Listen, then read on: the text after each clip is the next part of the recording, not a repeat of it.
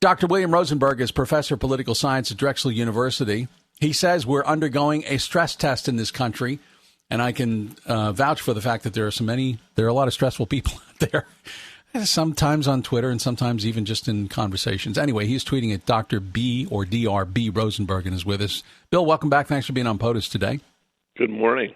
I trust you had a fine Thanksgiving weekend. I hope it was non-stressful for you. It was very nice. We had a turkey dinner, and then we had a second evening of leftovers, and everyone enjoyed it. So it was very nice. Very good.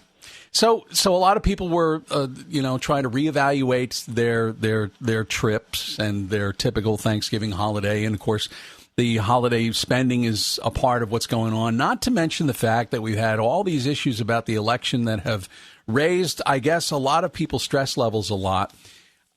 It's not just about personal stress, though. It's a stress to our democracy, you are writing. Mm-hmm. Well, I think what we have to understand is that particularly over the last several months, we've been facing a stress test of our democracy. We think about democracy as ruled by the people, including things like majority rule. In the United States, we have a representative government. We have people represent us. But what happens is that this electoral season has really drawn out how important things like the Constitution are in terms of protecting our system of government and our way of life. The Constitution, while it had a number of very serious flaws, we've learned a lot more about how the Constitution plays a role in how we govern and particularly how we choose the president. The Constitution lays out things like separation of powers, checks and balances, and it also lays out essentially the idea of free press in terms of the Fourth Estate. And all of these things, along with separation between the national government and the state government, play an important role in terms of maintaining our stability. I think in some ways we've undergone a master class, if you will, in government in the past 20 years, because in 2000, I think for the first time, many people found out that there was an Electoral College, because it had been a long time since we had an election where that figured in so prominently, and the popular vote was not the determining factor in the eventual election of George W. Bush. But obviously, since that time, we've had pushback on subsequent administrations, executive orders, fights between Congress and the White House. It's not that they never existed. It just seems to have been intensified over the last 20 years, and even more so perhaps in the last 4 years of this president. Right, exactly. I think that the lesson about how the Electoral College works has been an important cornerstone of what a lot of political discussion has been on. And we've learned a lot about the little nuances about slates of candidates and challenges to those slates. But one of the other things I think it was important in 2020 to recognize is we learned about the importance of state governments. State governments are really the ones who are charged with the responsibility of running elections, not just state and local elections, but also national elections. And the cornerstone of those state elections is basically the role of the secretaries of states in each of the 50 states to set what the process is going to be and to maintain control over a system that's legitimate. And I think that is an important lesson that we saw. I think the other thing that we saw in this past electoral system had to do with activities also at the federal level. There was this creation of this organization within the government called CISA, C-I-S-A, and the head of it was Christopher Krebs, and his responsibility was to maintain a system that was going to have integrity in terms of the election, to prevent foreign meddling, to protect the election from any type of harm. And interestingly enough, after the election, Donald Trump started his attack on the election as saying it was rigged and so forth.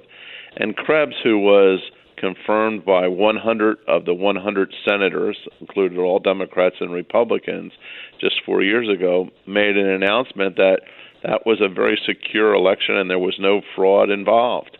And he was promptly dismissed through a tweet, fired, and that's the way the administration has been running things. So we have these increasingly knowledgeable people in the society who are paying attention to all the little nuances. And now the question becomes, has our system been able to handle the stress that it's put on? And I think in many ways it has. It's been a little bit shaky, but it has handled what's happened over the last electoral season. To that point, I was going to ask, usually if the doctor says you're under too much stress, they might recommend meditation, yoga, they might say change your diet, exercise a little bit more.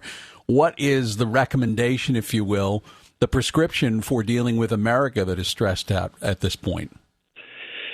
Well, I think the argument, and this is not to be partisan at all, is that we had a choice on Election Day.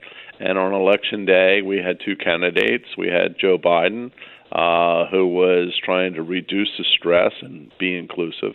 And we had Donald Trump, who was trying to exercise tension in society and cause division and protect the different groups of people's interests.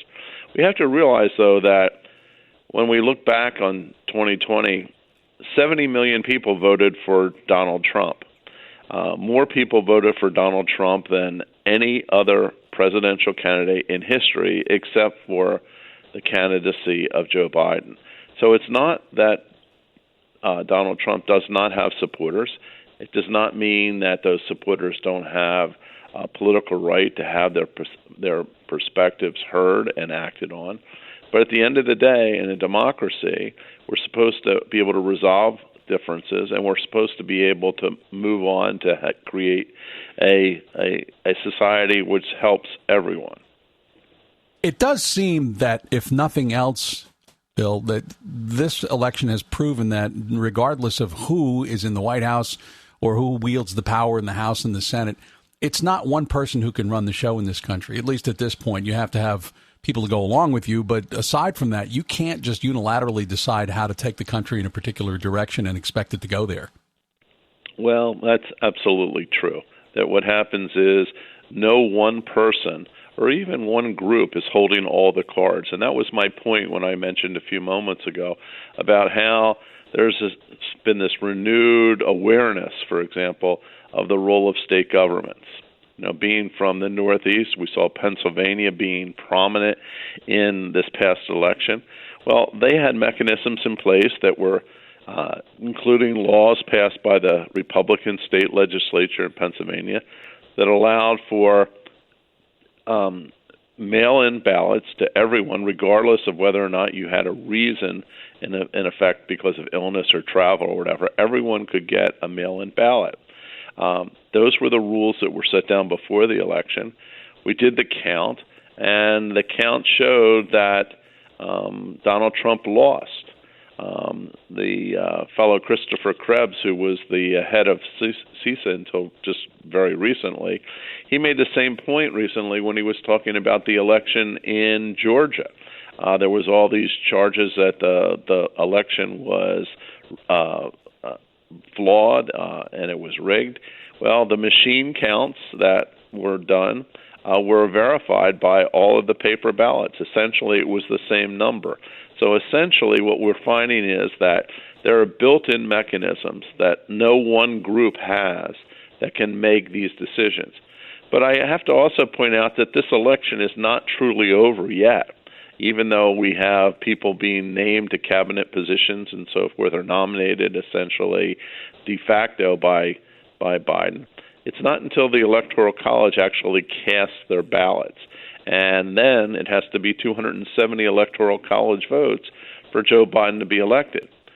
Part of the strategy, I think, right now is for the Trump campaign to hold up that process, to make it so that there aren't enough slates of Trump voters, Biden voters, to be able to elect him. And then the election gets thrown to the House for the president and to the Senate for the vice president. So that's really his last Hail Mary, that if that's not successful, basically it's all over.